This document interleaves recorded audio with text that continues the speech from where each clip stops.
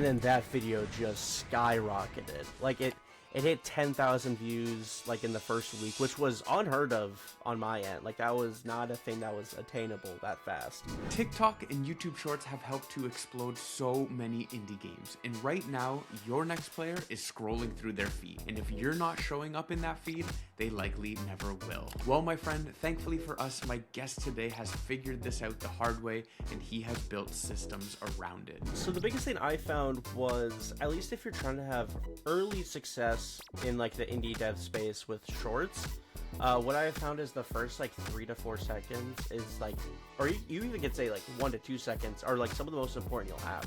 So please join me in welcoming Landon from Broken Flame Games, because he has built a following of tens of thousands of views across his TikTok and YouTube, all while developing his debut Steam game, Vault of the Vanquished. And in today's episode, you're going to learn how to build your marketing into your development process, the exact formula for a short that stops the scroll, holds attention, and sends viewers straight to your Steam page, and how to build a mascot-driven visual brand that becomes part of your game's identity.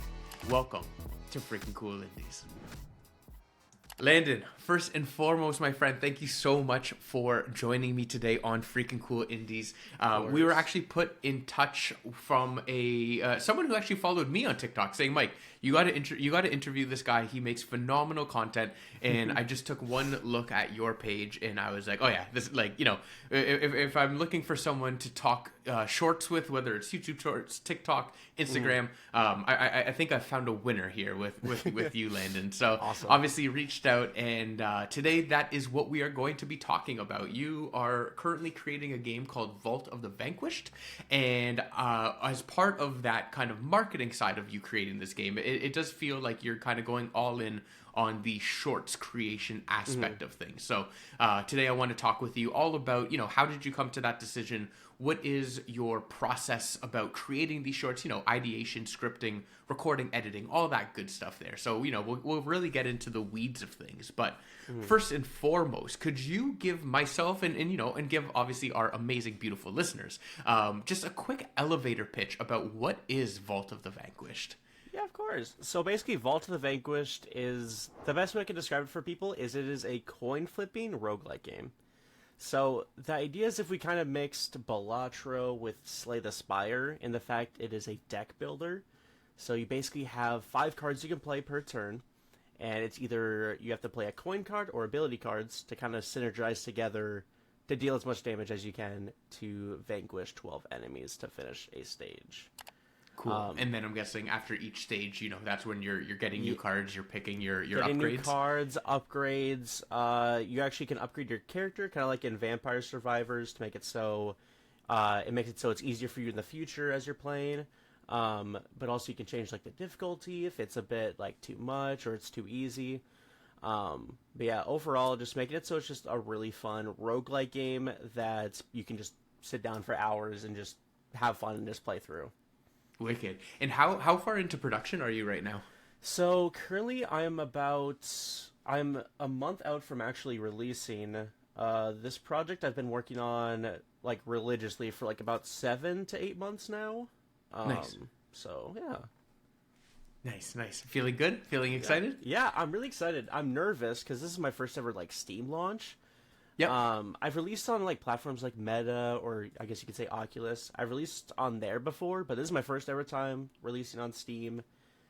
So a little bit of uncharted waters, but I'm enjoying myself. It's a lot of fun. Hey man, it's honestly it's the best way just to get the not the cobwebs out, but cobwebs out, but just kind of get it out there. You'll learn a ton through that whole exercise. 100%.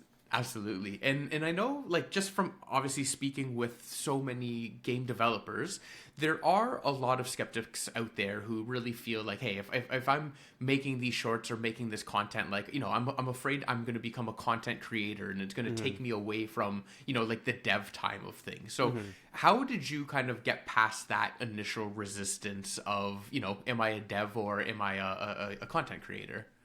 Well, it definitely is one of those things you do kind of have to be a content creator if you want to have your game at least to be able to push it out to as many people as you can. What I found though is way easier is basically before I even started the day is actually figuring out what do I want my video to be, and then I kind of work on that in the background the whole time as I'm working. So let's say with previous videos, if I'm adding like an item from like Binding of Isaac, for example, as like a reference in my game, I basically figure out, hey, I want to be able to add this by the end of the day. What do I have to do to accomplish that? So I get that all set up kind of early on. So I only have to actually work on a video for about an hour a day, which is it's not too bad, and it's very manageable and fun. So cool. So as you're sitting down at your computer, even as you're just getting started with things, you're already thinking like, all right, for whatever work I get done today, I want to make a video of kind of the progress that we're making. 100%. And then from there, it's okay. Well, what is it? What's the story I want to tell, or what is the thing that I want to do? Yeah, for sure. Very, very interesting. And obviously we will get to your references because I think it is the coolest thing that you do with your game. But, you know, we got to leave the audience wanting a little more, you know? Of course. Now, and correct me if I'm wrong, are the main channels right now, like I was saying, it is mostly, I would say, TikTok and YouTube Shorts, or where else are you kind of going? 100%. So at the moment, I'm very much kind of focused on the YouTube Shorts aspect and like the TikTok content or like Instagram Reels. And that's more just because it's a lot easier for me to be able to try to get a video out like every day throughout the weekday, because I'm trying to get as many people seeing my videos as possible. And I've just noticed that when I try to do long form, it just takes a really long time, and I feel like that time is just I'm kind of missing out on potential people to like view my game at least. Yeah. Okay. Cool. So, and have you found one platform to be better than the other? Or I have found YouTube, I get technically a little less views, but I get a lot more engagement and people wanting to be a part of the community more on YouTube. But in the same regard, TikTok, that's how I've also have come up with like connections with like other game devs and just being able to talk to people throughout like their process and like how they do stuff to make it a little bit easier. So I feel like TikTok has been really helpful for the building of relations with other devs, while YouTube has been a little more of like that growing like of my community to be able to make it so everyone's kind of included in like the creation process of the game. Very, very cool. Yeah, and I know like obviously views are great. I am one who does believe views. I like to call them a vanity metric, if you will. Oh yeah, right. Like sure. Obviously it's the first thing people see, and it does make an impact, I think, on what video someone does click on, right? Because for sure. I think views is an easy way of that very first level of like, all right, if a bunch of people have watched it, clearly there's maybe something here, right? But comments and that side of things is really, I think, if you can kind of unlock that and get people commenting, getting 100%. people excited, I think it holds way more weight than how many views something gets. Yeah, well, that was definitely the major thing with actually posting shorts or TikTok content, is you don't have that like that feeling of, oh, should I click on this video because it has like only like 100 views, because it's pushing it out to people just completely random, at least at the start. So I feel like it kind of gets rid of that layer of like, should I click on this person or not, because they only have a little views, which means they're probably not as great. Like that's usually what people are thinking. So it's a little nice to be able to kind of just get rid of that side and just have people just focus on the content itself. Yeah. And from when you first started creating these shorts to kind of like where you are now, you know, how long did it take you to get comfortable with this process, to really speed up your process, to get things where you can confidently be like, okay, I need an hour a day and I can basically create something pretty awesome? Honestly, it took about a full year to get like used to it. But to definitely get comfortable with just like, you know, being like upbeat and energetic, you know, like that definitely took a little bit of time to get used to, just because it's something different. And I just, you know, you hit a point where you're just like, I'm just gonna have fun and be comfortable with it, and just whatever happens, happens. And honestly, when that stage happens, you actually do start to see the increase of views and like people watching. Is just the second you put your full self out, instead of just like kind of just trying to tone it back. I've noticed just going full out has been the most beneficial for me as like a person who makes the content. Like I'm enjoying it even more, but also people notice it as well, and that's a big and thing. when you're saying full out, is this more so like full out from an energy perspective, or full out from just like being authentically you, let's call it? It's definitely the authentic aspect. Okay, like because being your full like authentic self is definitely just one of those things where it's so important, and it makes everything even easier like to work on and do. So that was definitely a big realization moment, and it definitely helped out a lot more when it came to making videos. Wicked. And I know obviously you said you've been working on the game for I think about 8-10 months, let's say, but then obviously YouTube or comfortability over a year. So I'm guessing before this game even commenced, you were already creating videos and doing things kind of on the internet. Yeah, I basically was just making like devlogs for my other projects I was working on in the past. And then you can like it's as you actually watch like my older videos and then watch like keep progressively watching them, you can start to see when I actually like start getting more and more confident in actually like the video aspect. But yeah, it's been an ongoing process for a couple of years, but it definitely took me a year to get used to it. Cool. Yeah. Again, the best part, at least from my perspective, of shorts as well, is and more as you're getting going. But with a long form video, it takes 10 times, if not more, effort to kind of get one out, right? And even if you're only doing one video a week, that's only 52 videos a year. Where in shorts, right? If you can get 5 videos out a week, like that just you have so many more cracks at the bat is basically 100%. what I'm trying to get at. Yeah. So you can kind of, you can change over, hey, this is really working, I'm going to double down on this next time, see if it keeps working, or 100%, change this up, tweak this up here. It's a lot easier to be able to kind of adapt with the content you want to make. Because, like, let's say, like you said, like, just uploading a video a week, you put all that work into a video, and then it doesn't, like, hit properly. And then that kind of week you spent working on the video, it was a little, like, iffy for, like, the outcome that you were really expecting. But at least with shorts, it's like, you can just kind of keep pushing and then just seeing what sticks and like what you enjoy making in a lot shorter time frame. So I think that's why I've kind of leaded to that, because it's a little bit easier to kind of pivot of what I'm like feeling I want to create. Okay, Landon, so I want to dig in a little bit on to start things off with the ideation side of things, right? And I know you were saying that, okay, the kind of lowest barrier of all this is when you sit down, whether you have your task list or like you know what you want to work on today, that's something where it's like, all right, this was going to dictate what we're going to do from an ideation standpoint. But like I alluded to before, one of my favorite parts about consuming your content is how you are using all of your just personal favorite references and games and things along those lines to bring into your game. And so some examples of this is you've added the BFG from Doom as an item on your card. You've added the crown from Cult of the Lamb. Obviously, Undertale, Binding of Isaac, I believe, in JoJo's Bizarre Adventure. So, again, it's I personally feel like it's a great way to catch people's interest as they're scrolling through, and it's like, I love JoJo's Bizarre Adventure. What is this here, right?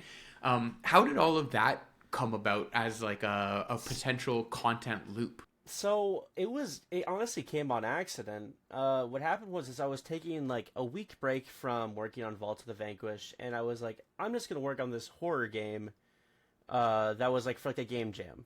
So I spent about a week working on it, and then out of the blue, I like read somebody's comment and it was like, it'd be really funny if you added an Ultrakill reference to the game. And I'm like, you know what? I might as well. The game's finished. I'm just gonna put it out. We'll see what happens. And then that video just skyrocketed. Like it hit 10,000 views like in the first week, which was unheard of on my end. Like that was not a thing that was attainable that fast. So after that happened, I was like, a lot of people kind of enjoy the reference aspect. So I'm just going to keep doing my favorite games or other people's favorite games that I know, and we'll just see what happens. And it just took off from there. Plus, I didn't really see many people doing it, like adding a bunch of references from a ton of games, other than Binding of Isaac. Unironically, that was like the main like inspiration for like, they put a bunch of references in their games because they like those games. So I'm just gonna try it with mine. We'll see what happens. And a lot of people enjoyed it, so I just kind of kept pushing content out like that. That's awesome. I personally enjoy it. Again, like I know if you're looking at it from, I would say like the biggest, at least example I can think about is Dead Cells came out with that huge like indie crossover where they had people from Skull and Hollow Knight and like a whole bunch of different games there. Obviously, that is like a way bigger scale because that's like getting the full sign like, off of huge, having huge, a character. huge, yeah. Yeah, but from an indie dev perspective, and throwing in these small little references that I think as people are playing your game and they see something, you're like, oh, let's go, like that's so for sick. sure. Yeah, that's like the biggest excitement part is like having somebody who hasn't watched the videos try the game out for the first time. And they're like, oh wait, like I actually know what that's from, and because my whole thing is I try to make it so it's like a reference, but not like I'm not just gonna drag an image and just throw it in because one, not legal, and two, it's a little more fun to see their reaction where they're like, that kind of looks like an item from a game I played. And it makes it a lot more fun and enjoyable to watch. Awesome. If I can throw my hat in the ring, I would like to add Little Mac's glove from Mike Tyson's I like that idea actually. I think. Yeah, I think I could be able to make that. I'll see what I can do. Yeah, it's just like a nice little green glove. Yeah, it shouldn't be too crazy. No, I don't think Nintendo. No, hopefully Nintendo's not listening. If they're hearing about if there's nothing about a green glove in my game, all right, Nintendo, there's definitely not. I love it. I love it. Thank you very much, sir. Of course. Okay, so back to the ideation side. Is there anything else? Do you kind of keep a backlog of other content ideas or ideas that you want to make if you're not being able to, let's say, sit down and kind of create something on the fly? Yeah, so there, because I do have to get the game out eventually, so I can't like only work on reference stuff. So like what I'll do is I'll just be like, I have a Trello list, which is just like a website that's good for like organizing like ideas. I have a giant list of just I need these features out before the game, like so I can actually get the game out. So, for example, making a brand new location, I'll be like, okay, that's gonna be the video. I'm just gonna talk about like all the stuff that's in it, maybe some lore about like what the area is, and then that's the video. Just make it so it's nice and quick, like easy video. But I still get a lot of work done during the day. If a dev is listening right now, zero audience, wants to get started with this, do you have just like a good 30-second maybe copy and paste format that you would recommend them? Just start off with this, and again, as you start doing more cracks at the bat, you'll find your own voice. Yeah. So the biggest thing I found was, at least if you're trying to have early success in like the indie dev space with shorts. What I have found is the first like 3 to 4 seconds is like, or you even could say like 1 to 2 seconds are like some of the most important you'll have. So trying to grab the user's attention and be like, oh yeah, so I'm adding this thing to my, like kind of just like pushing out like this is exactly what I'm doing, and then you kind of have that point in the video where you're like talking about what it is, how you implemented it, and at the end just make sure you kind of have that call to action, like. Make sure to wishlist like my game on Steam, or vice versa. Make sure to drop a follow, like all that jazz.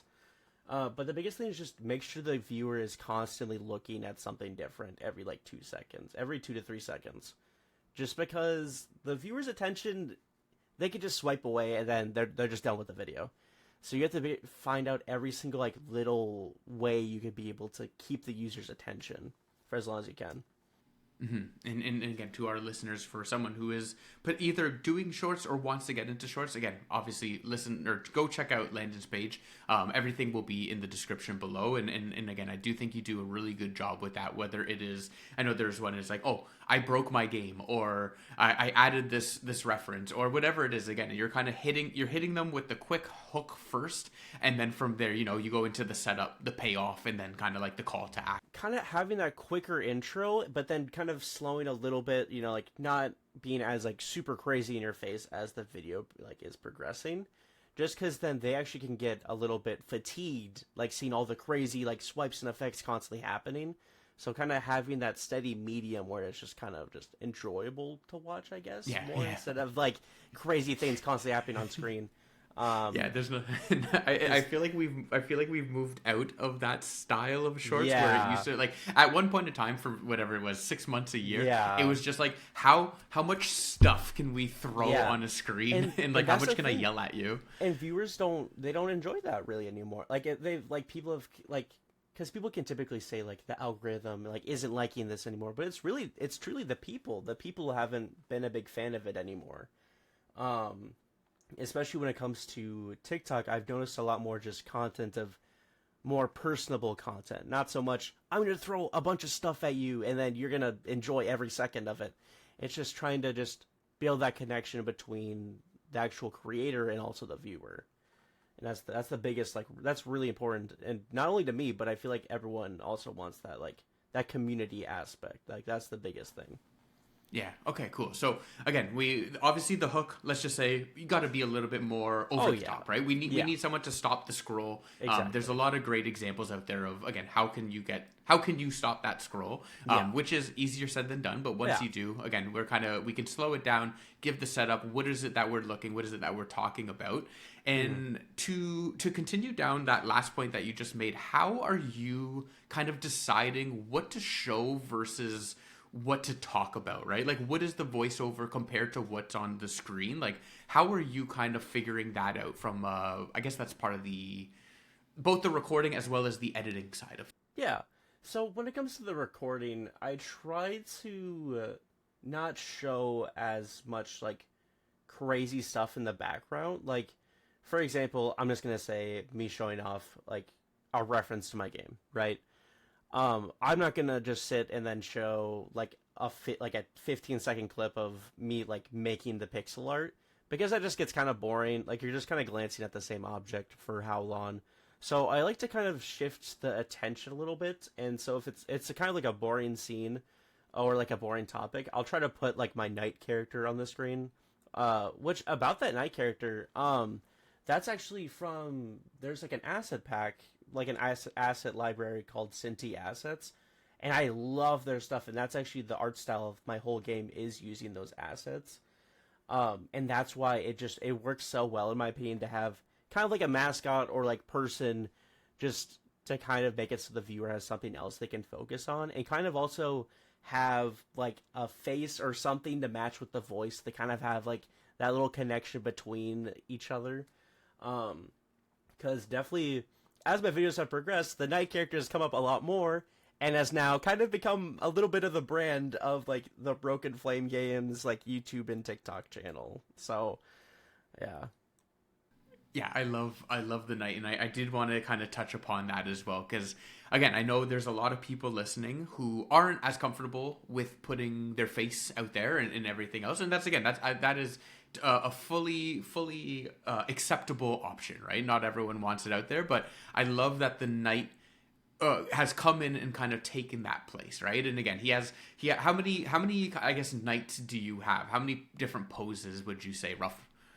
When I actually like just added about 15 poses Cool. from the original like 5. So I have about Okay. 5 poses I use throughout the videos, because that's a big thing. Like, if you don't want to show your face, which is a-okay, and I completely understand it, the biggest thing is just make sure there's some variety with the poses, because if you have just the same like just stationary picture, it gets just kind of like boring to look at. So just having just different variety, especially for like this, I literally just took screenshots in Unity, which is like the software I use for my game.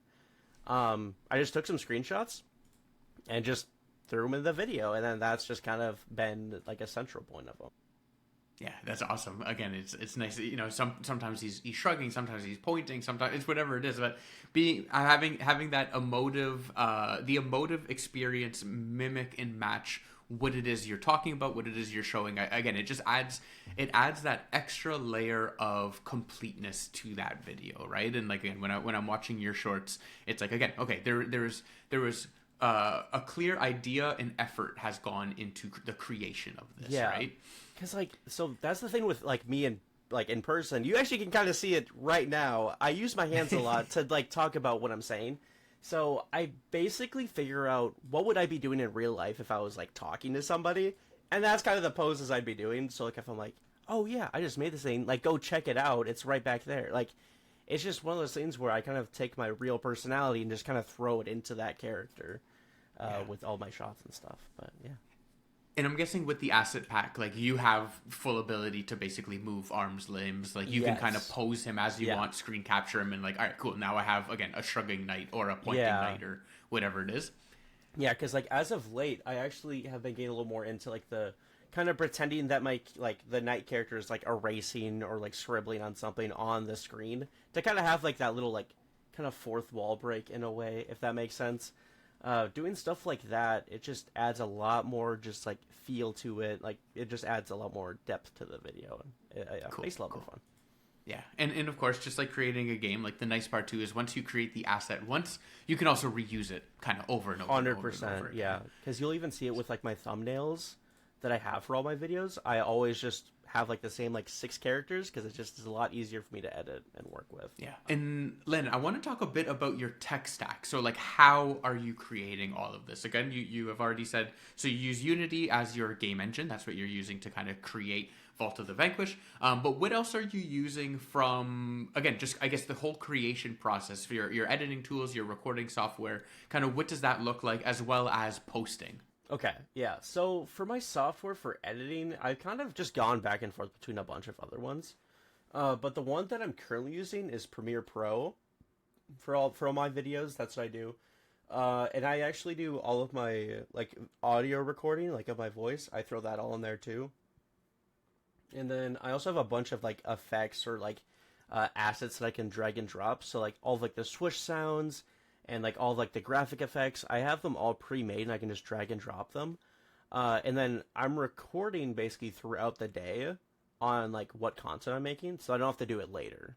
I basically just try to make it so I can save as much time as I can, so I also can have as much time actually like working on the game too, at like as much as I can as possible. So you're using that, so you're recording, and are you recording directly into Premiere as well? Oh, so for that I do use OBS. That's what I use for record. Yeah, that's what I use for recording like my screen and stuff. And I think that's really... Oh, and then Aseprite. That's a pixel art software tool that I use, and I... Honestly, if anyone like that is listening, I'd recommend if you're at all interested in pixel art and want to have that for your game, Aseprite is like probably the best one you'll be able to come by. It's really easy to use. I've been using it now for like 2-3 years, and I honestly couldn't use any other software for pixel art. It's so easy and so fun. Yeah. And then when it comes to posting, are you using any form of scheduling tool, or are you just going to YouTube, uploading it, posting it, going to TikTok, uploading it, just right to the platform? The biggest thing is uploading it through my phone, though. So I actually upload it I upload the video to my Google Drive, and I download that onto my phone. Because then you're actually able to change what the thumbnail is, like on YouTube or TikTok. I think you might be able to on TikTok now, but on YouTube, there's actually no way to change the thumbnail, at least that I remember, for like short content. Because I actually spend about 5 to 10 minutes at the end. It's like after I finish my video, I go into Photoshop and then I actually make up a thumbnail. And then I just throw it in for like the last 2 frames of the actual short. And it just makes it look a lot more professional and like fun and clean than just like a random like screenshot of whatever's in the video. Yeah, I think on YouTube it just takes whatever the first frame is basically. Yeah. So I know some people will, the image that you say, like they'll just put it right at the start. Yeah. It grabs that. It's not great. I have no idea why they haven't allowed No, people yeah, to just... I don't know why you wouldn't.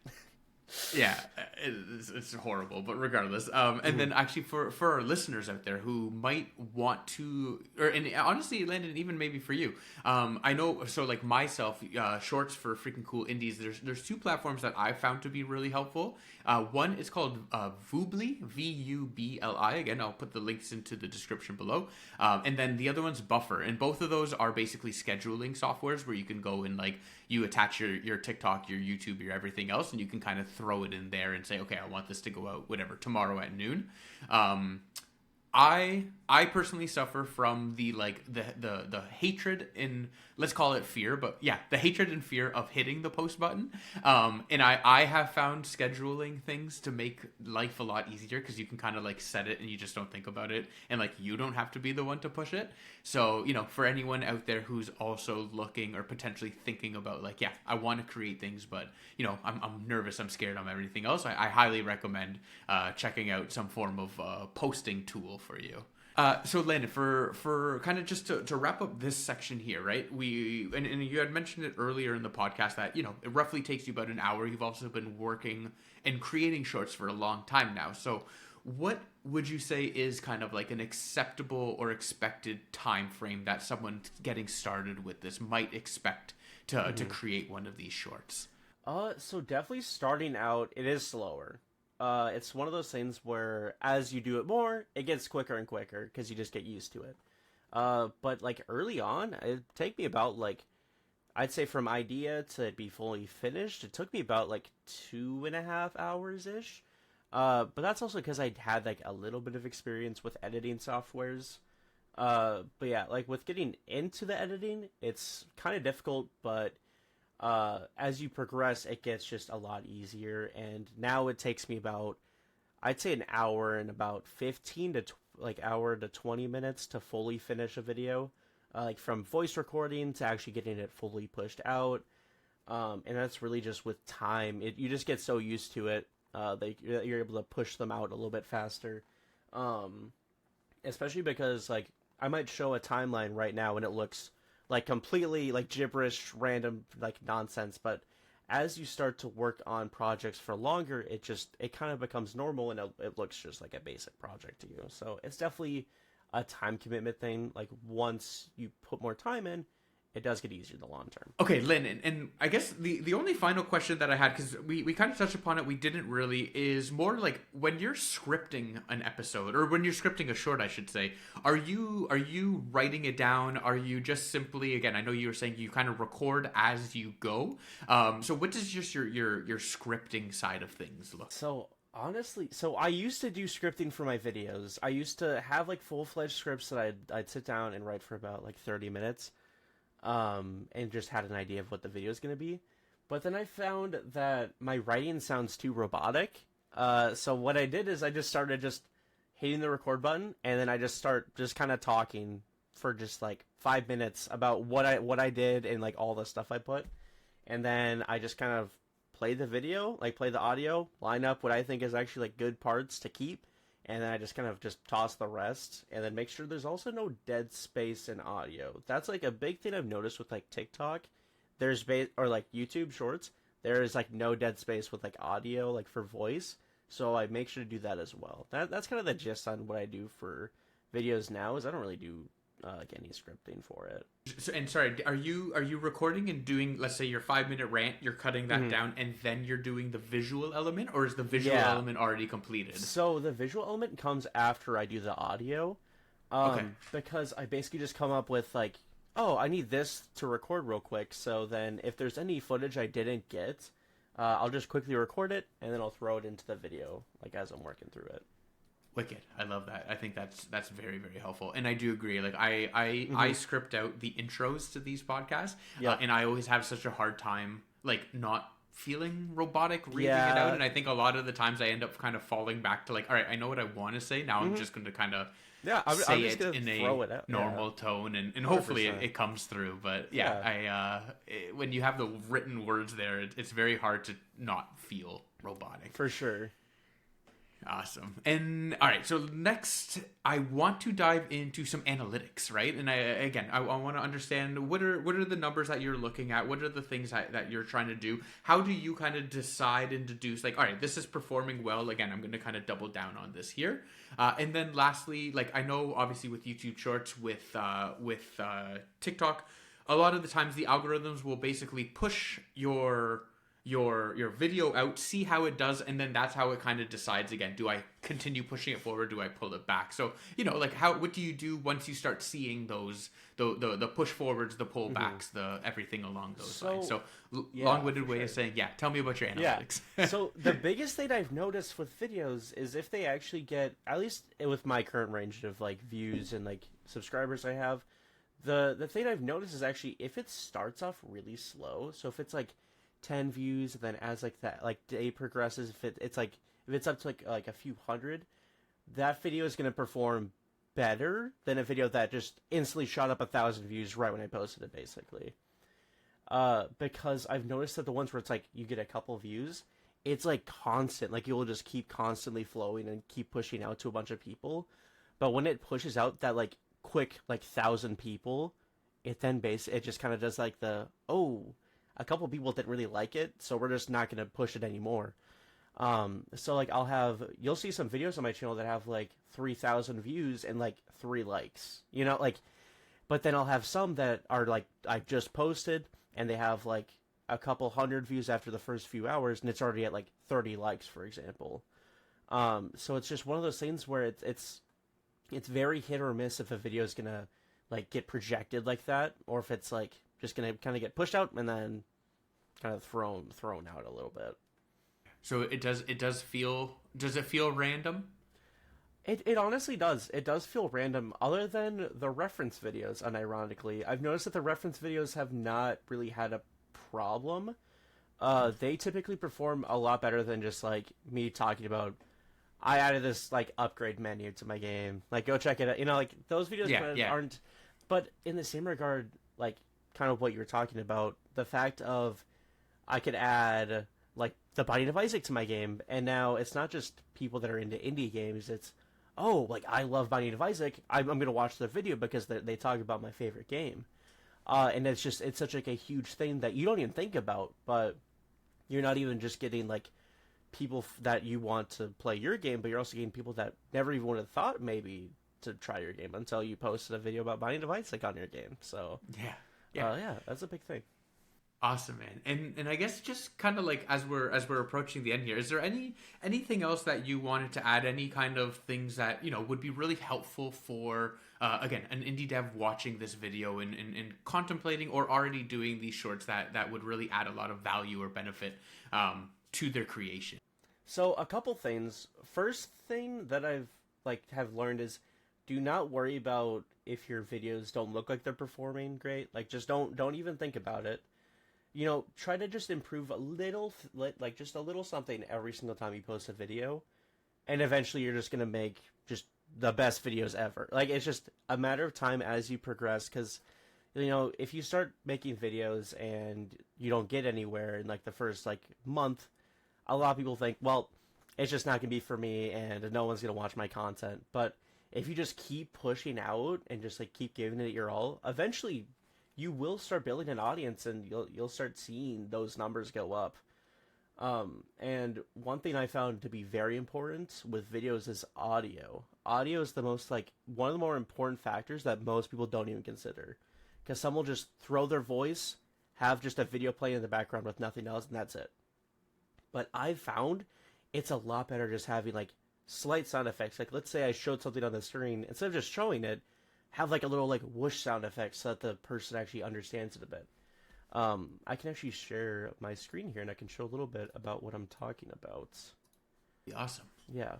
Okay. So it might be a little loud. Let's find out. So this is the video I made for adding Call to the Lamb to my game. And as you can see, let's say right here, for what I'm talking about, how I add, this is my game Vault to the Vanquished right here. I add a little whoosh sound effect right here for this part. Let's play it right now. I don't know if you could hear it. Got it. Okay. Yep, I got it. And then, let's say I get rid of all of this sound effects that I have for it, and then just looks like it's a little bit bland. So adding just those two audio sound effects, it adds just a little bit more juice to the video. Because one of the things that you learn with game dev is game feel is super duper important. It's one of the most important aspects of game development, and it's super overlooked. But having that aspect in videos as well, having all that feel possible in the video is massive, and it adds so much more depth to a video. The other thing that I very much would recommend is actually adding this. So if you ever are in Premiere Pro, I don't know if this is probably another software, but I don't know. But adding this thing called the audio track, I think the audio track mixer right here. Adding this is the most important part, because you can go into the master track and add this little feature right here called voice thickener. And it raises the volume a bit, so I'm not going to do it because it's really loud if I did that. And we wouldn't be able to hear anything because of how loud it is. But adding it to about where this audio mixer peaks on this side, because if I'm going to lower this. So as you can see, this little audio bar, you want this to hit right here. Not peaking, but very close. Because then the user doesn't have to turn down their volume. They don't have to turn down or turn up their volume, because it's the perfect audio for platforms. Because YouTube and TikTok, they actually reduce how loud your video is. So if it's super duper loud, then it reduces it and it sounds really compressed and kind of grainy. but it doesn't do it if it's too quiet. It won't raise the Yeah. volume. So you kind of have to have that middle ground of making sure it's nice and a good audio for everyone. But yeah, as you can see, I have that little 2 second thing I was talking about with the clip. And I show actually 2 clips within 2 seconds, and that's just because it's the intro. I had to make sure that I'm, grabbing your attention. Like, hey, I love this game called The Lamb, and then that's why I'm going to be adding it to my game. Like, Yeah. it's just those 2 second intervals are huge, and you can see it, like, literally on the timeline. I'm basically doing something every 2 seconds. Yeah. But yeah, and then just having that depth with, like, if you have, like, a fictional character, like a digital character, if you don't want to show your face on screen.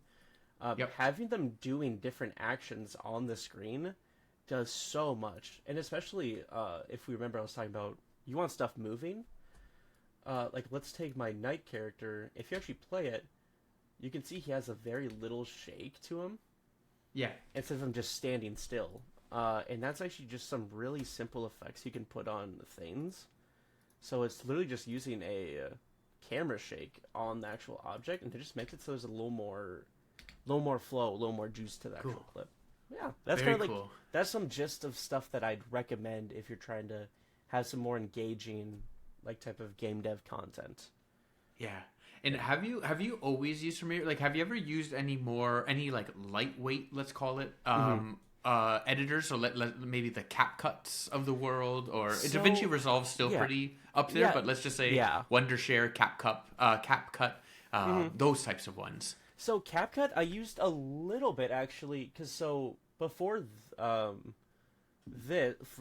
this game, I actually used to make Fortnite maps, and that was kind of like, that was what my content was Fortnite maps.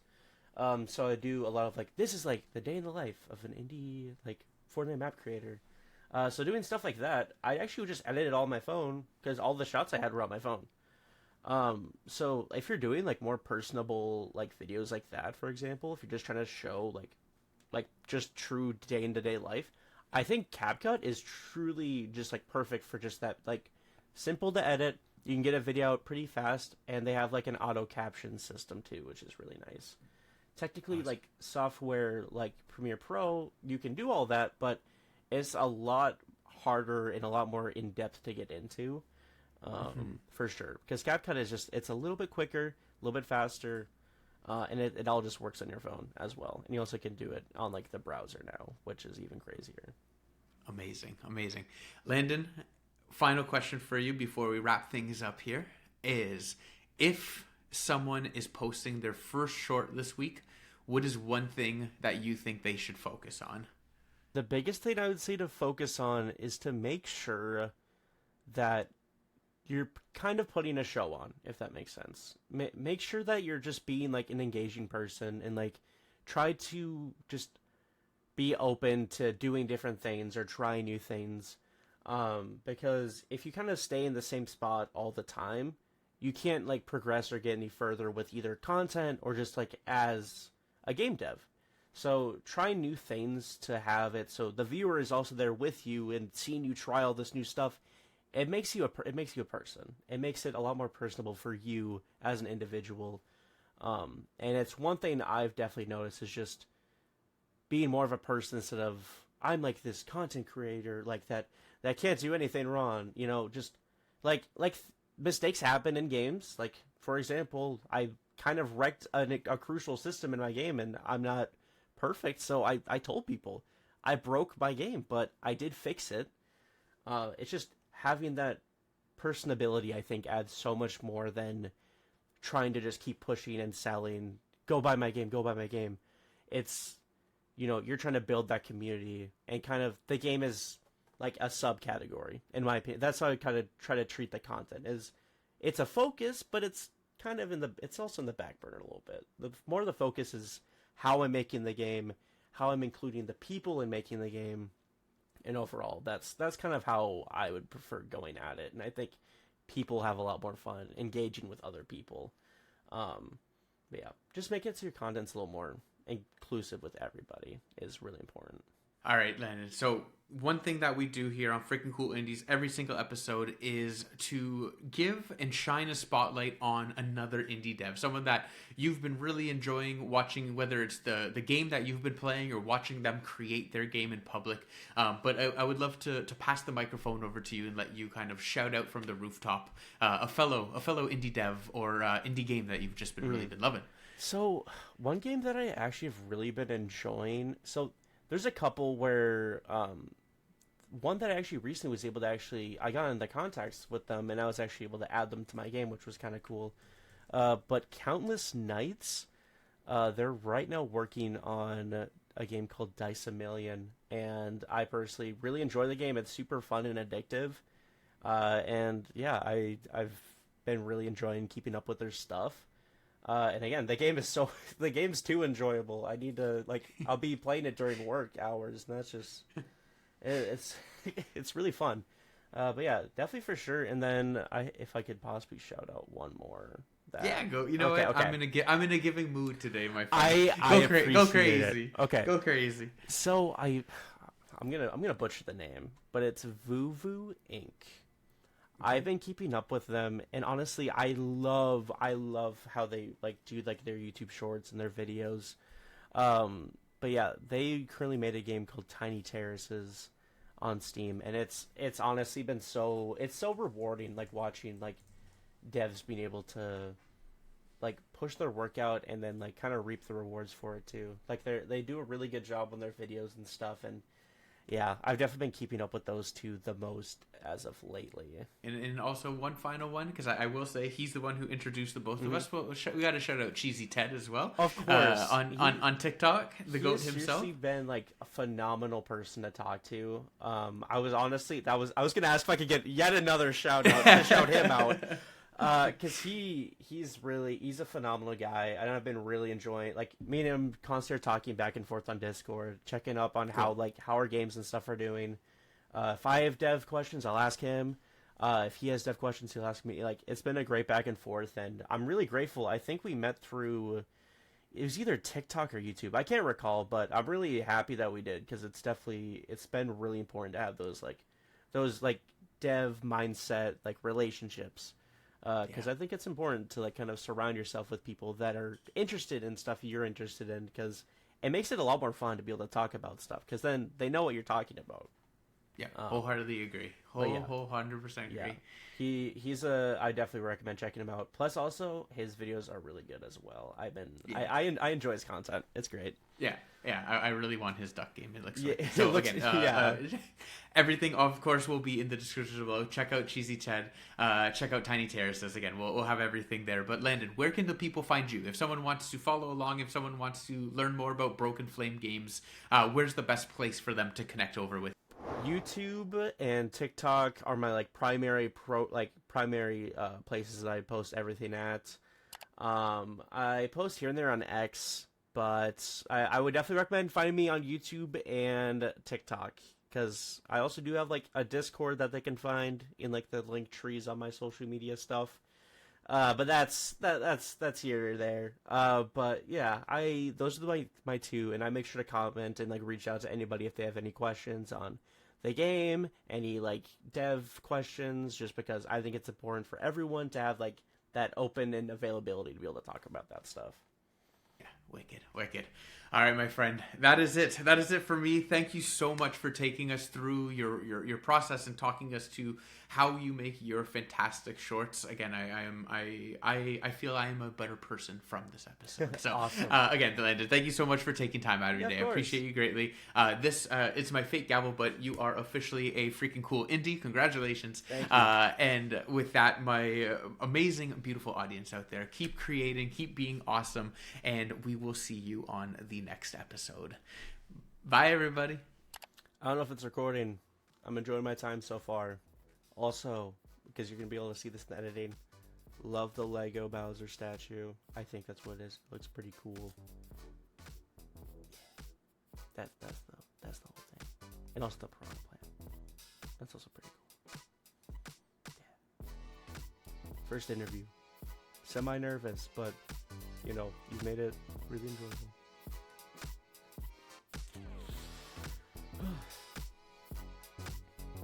Not sponsored. Diet Dr. Pepper's pretty solid.